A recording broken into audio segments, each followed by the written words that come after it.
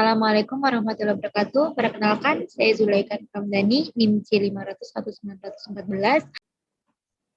Jadi, apa itu migren? Migren itu adalah suatu kondisi nyeri atau suatu kondisi nyeri kepala paroksimal. Jadi bisa secara tiba-tiba dan juga bisa bertahap dan bisa juga konstan atau berulang yang disebabkan oleh karena gangguan primer otak berasal dari reaksi neurovaskular pada individu yang memiliki predisposisi genetik. Migren itu dia memiliki dua tipe. Tipe migren tanpa aura atau juga disebut dengan common migren. Nah, pada migren tanpa aura atau common migren itu sendiri, dia adalah sangat khas diagnosisnya. Yakni kalau kita bisa melihat untuk diagnosis tipe migren itu yang tanpa aura atau common migren itu biasanya itu diikuti oleh fotofobia atau fonofobia. Jadi dia itu sangat sensitif dengan kilatan cahaya atau silauan dari cahaya itu sendiri. Kemudian nyeri kepalanya itu dia berkisar 4-72 jam dan dia berdenyut, kemudian akan diperberat ketika seseorang itu melakukan aktivitas atau aktivitasnya itu dihindari sehingga mengganggu aktivitas sehari-hari. Kemudian dia juga diikuti oleh nausea, yakni mual dan muntah. Kemudian yang kedua adalah migren dengan aura. Jadi migren dengan aura itu sendiri bisa juga disebut dengan klasik migren. Nah, dia ini jangkanya lebih pendek sekali ya dibanding dengan migren tanpa aura atau terjadi serangannya itu sangat singkat sekali, sekitar 5-60 menit. Nah, klasik migren itu sendiri dia itu tidak disertai dengan fotofobia atau fenofobia atau dia itu tidak diikuti dengan dipengaruhi oleh kilatan cahaya atau silauan dari cahaya itu sendiri. Kemudian, apa sih faktor resiko dari migren itu sendiri? Nah, faktor resiko migren itu sendiri itu sebenarnya ada beberapa, seperti perubahan hormonal. Perubahan hormonal di sini kita bisa lihat yaitu kalau misalkan wanita, dia itu perubahan hormonal ketika menstruasi. Nah, itu sangat mempengaruhi sekali.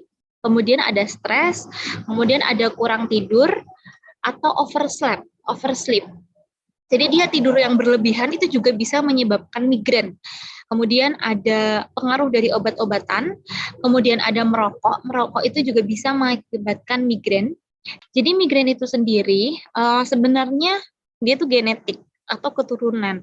Kemudian dia juga bisa idiopatik. Tetapi dari beberapa sumber yang saya cari dan saya baca, jadi migren ini dia akan dibagi menjadi beberapa.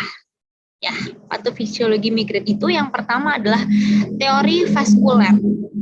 Pada teori vaskuler ini, intinya pada teori vaskuler ini dia ada vasokonstriksi dan ada vasodilatasi. Di mana vasokonstriksi ini dia akan mengurangi nyeri kepala itu sendiri. Sedangkan kalau vasodilator, maka dia akan dapat memicu nyeri kepala. Nah, kemudian ada aktivasi sistem trigeminovaskuler.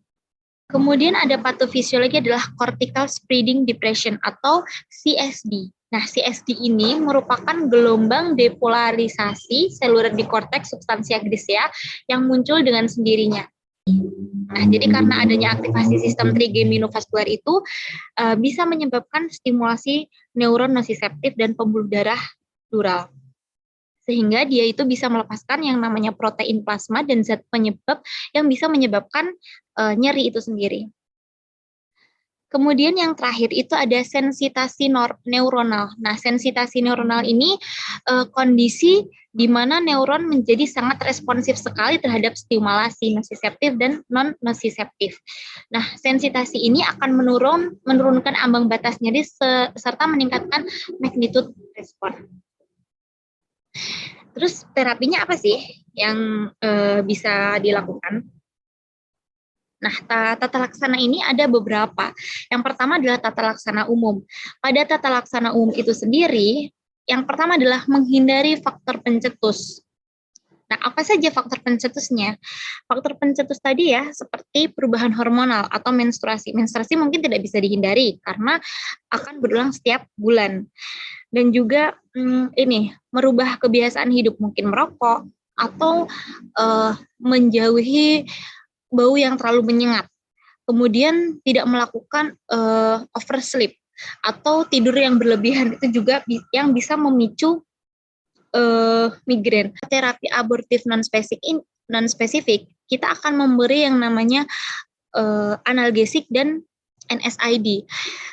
Tapi jika analgetik dan NSAID ini tidak bisa diberikan atau kurang manjur, maka kita bisa memberikan yakni abortif spesifik. Nah, abortif spesifik itu sendiri kita memberikan yang namanya triptan. Jadi triptan itu bisa kita berikan pada lini kedua. Kemudian di sini sudah ada tipe terapinya. Kita bisa menggunakan menghindari faktor yang dapat memicu timbulnya serangan itu sendiri. Contohnya, kurangi tidur. Tidur yang berlebihan bisa menyebabkan migrain. Kemudian bisa tidak terlalu stres. Kita bisa mungkin memprioritaskan sesuatu atau mengerjakan sesuatu, tidak boleh dibawa stres. Kita bawa enjoy aja. Kemudian kita juga bisa konsumsi makanan tertentu dan pemakaian obat-obatan tertentu itu juga sangat berpengaruh. Jadi untuk pasien bisa menghindari itu.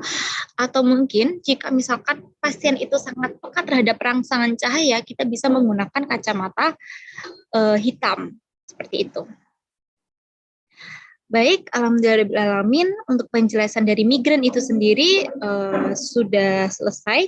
Terima kasih, semoga bermanfaat. Wassalamualaikum warahmatullahi wabarakatuh.